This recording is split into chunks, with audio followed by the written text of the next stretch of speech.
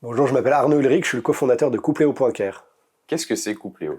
Coupléo, c'est la première plateforme qui réunit des professionnels spécialisés sur l'accompagnement des couples. Donc des professionnels du soin de la relation et aussi de la santé sexuelle pour accompagner les couples dans toutes les dimensions de leur vie quotidienne, des grands enjeux, des grands défis à relever pour vivre heureux en couple. C'est une plateforme numérique? C'est une plateforme numérique qui réunit 200 professionnels de l'accompagnement du couple. C'est une plateforme qui dispense beaucoup de contenus, des contenus aussi gratuits, des contenus payants, des parcours par exemple, qui vont permettre à un couple de progresser sur telle ou telle étape avant peut-être de rencontrer un professionnel. Quel type de métier il y a dans ces 200 professionnels? Alors aujourd'hui sur Coupléo, on réunit 4 professionnels spécialisés sur l'accompagnement des couples. Le premier, c'est les conseillers conjugaux et familiaux, donc c'est un diplôme en 3 ans qui est spécialisé sur le soin de la relation. On a ensuite les thérapeutes de couple, qui sont des professionnels qui vont avoir un diplôme en 4 ans et qui vont être spécialisés dans l'accompagnement des problèmes thérapeutiques. Voilà, vivre à deux, c'est créer un équilibre entre deux personnes et parfois, il y a un travail à faire pour améliorer cette relation. On réunit aussi des sexologues qui ont un diplôme interuniversitaire, qui sont des professionnels qui vont pouvoir accompagner toutes les problématiques liées à la sexualité.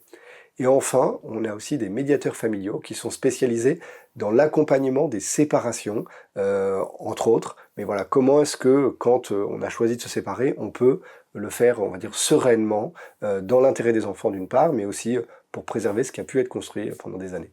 Comment sont recrutés les professionnels et comment se sont-ils adaptés finalement au numérique? Alors les professionnels sont recrutés à partir de 3 critères essentiels. 1, la validation de leur diplôme. 2, le fait qu'ils soient supervisés, c'est-à-dire qu'ils sont suivis par un professionnel qui veille à ce que leur métier s'exerce bien et qu'ils puissent continuer à toujours progresser. Et enfin, le 3e point, c'est la signature d'une charte de déontologie qui vérifie que le professionnel agit dans l'intérêt des personnes qu'il reçoit, des couples ou des personnes seules. Alors comment les professionnels se sont adaptés au numérique?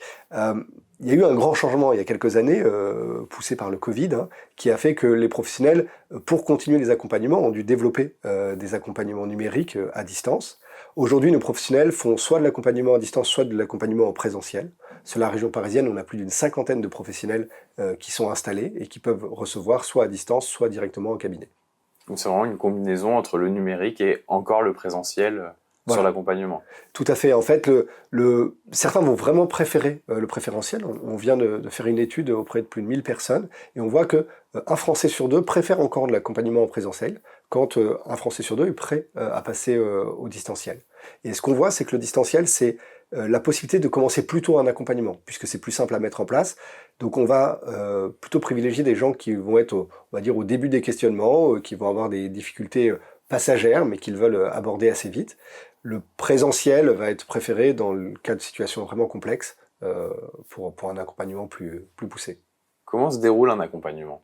Alors un accompagnement, c'est d'abord un premier rendez-vous. Un premier rendez-vous pendant lequel le couple ou la personne seule qui vient consulter va pouvoir présenter les enjeux, les raisons qui les ont amenés à venir passer ce premier rendez-vous. Et à la fin de ce premier rendez-vous, le couple ou la personne seule pourra choisir de continuer.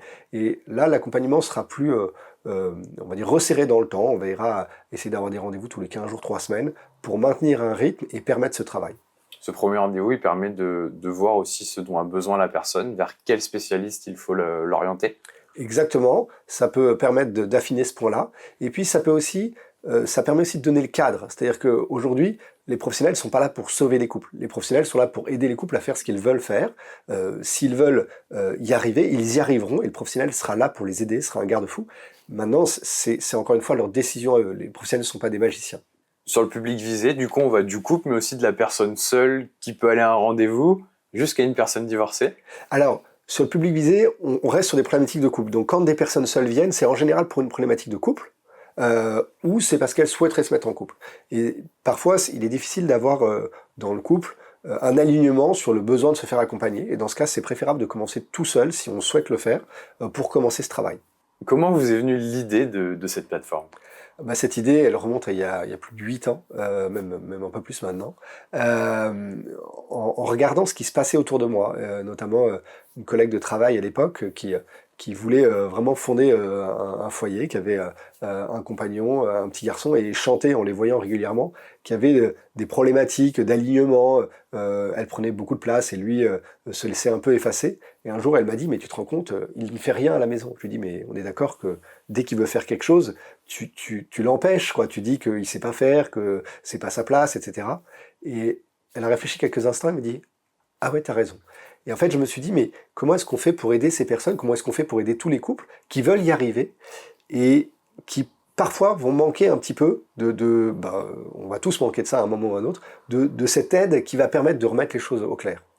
Ce qu'on constate, c'est que, et les études, notamment des dernières recherches du CNRS, montrent que ce qui va créer, ce qui va amener une séparation, c'est un malentendu. C'est-à-dire qu'à un moment, va s'installer un malentendu dans le couple, entre les deux personnes du couple, l'un pensant que l'autre veut ça, etc. Et ce malentendu va continuer à grossir jusqu'à amener malheureusement une séparation si c'est inéluctable. Mais l'enjeu, ça va être de travailler sur ce malentendu pour réaligner tout le monde. Les gens se mettent en couple et choisissent d'avoir des enfants, ou d'acheter une résidence principale, de construire des choses, pas pour se séparer. Mais malheureusement, la vie fait que parfois, on n'arrive pas à créer ce lien. Et ce qui va être important, et ce que les professionnels vont vraiment aider à faire, c'est qu'est-ce que moi je veux dans cette vie de couple? Qu'est-ce que je recherche dans cette vie de couple? Première chose. Deuxième chose, qu'est-ce que mon conjoint veut? Essayer de bien aligner ces points-là. Et ensuite, comment est-ce qu'on arrive à échanger? Comment est-ce qu'on arrive à entendre ce que l'autre dit, ce que l'autre veut? Parce que parfois, on a l'impression de comprendre ce que son conjoint veut, mais en fait, on n'a pas bien compris. Et donc, tout le travail va être d'aligner là-dessus. Et les fruits sont assez remarquables. C'est-à-dire que les gens qui se lancent dans ce travail-là, aujourd'hui, sont extrêmement satisfaits. Toujours dans cette étude qu'on a fait, on voit que 95% des personnes qui ont été accompagnées recommandent l'accompagnement. Ils y ont trouvé un bénéfice pour leur vie de couple. Il y a de plus en plus de difficultés dans les couples aujourd'hui. Aujourd'hui, est-ce qu'il y a de plus en plus de difficultés? Je ne saurais pas le dire. En revanche, ce qui est sûr, c'est qu'aujourd'hui, ce qui tient un couple, c'est essentiellement la qualité de la relation. Il y a 50, 100 ans, les raisons de rester ensemble étaient peut-être différentes. Aujourd'hui, la qualité de la relation est primordiale pour rester ensemble. Et avec les vies qui s'accélèrent, avec l'arrivée des enfants, on voit que cette qualité de la relation peut être ternie, peut s'abîmer. Et tout l'enjeu de ces professionnels, c'est justement de soigner cette relation pour permettre au couple d'y arriver. Vous en êtes où aujourd'hui? Alors aujourd'hui, on a, après 1 an de création, déjà réuni plus de 200 professionnels sur cette plateforme. On a plus de 2000 couples qui se sont tournés vers nous pour demander un accompagnement. On vient tout récemment de lancer notre premier parcours, donc 4 soirées à 2 pour reposer les bases de son couple. Un temps privilégié où on va vous accompagner pas à pas à la maison pour dire pourquoi on a créé ce couple, pourquoi on s'est mis ensemble, vers où on veut aller, où est-ce qu'on en est aujourd'hui, qu'est-ce qui nous fait plaisir aujourd'hui, qu'est-ce qui nous fait un petit peu moins plaisir, et commencer à faire ce travail à 2 pour justement ressouder le couple. C'est ce qu'on appelle la conversation amoureuse, qui est essentielle. Et si elle disparaît, cette conversation amoureuse, si elle est prise par le quotidien, l'enchaînement de toutes les tâches à gérer, déposer les enfants, gérer la nounou, organiser les vacances, travailler, etc. Eh bien, cette conversation amoureuse disparaît, et ce qui fait l'essence même du couple s'amenuise et disparaît aussi. Vos objectifs dans les prochaines années? Nos objectifs dans les prochaines années, c'est de développer de plus en plus de parcours pour aider les gens le plus tôt possible dans les problématiques qu'ils peuvent rencontrer, et continuer à faire développer ce réseau pour permettre aux couples de toujours trouver chaussures à leurs pieds. Voilà.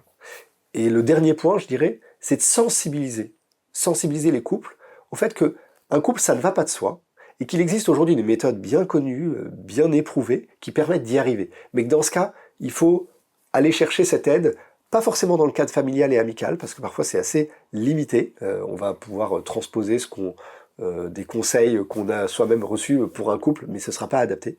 Et bien là, ça va être d'initier un vrai travail du couple, de la personne avec elle-même, du couple avec lui-même, et enfin avec un professionnel. Vous êtes sur la France, est-ce que vous avez une perspective aussi d'évolution en Europe ou sur le monde dans les années à venir? Alors il y a 16 millions de couples en France, donc on va déjà se concentrer sur ces 16 millions de couples. Il y a déjà beaucoup de choses à faire, et on verra par la suite. Mais déjà en France, il y a beaucoup de choses à faire.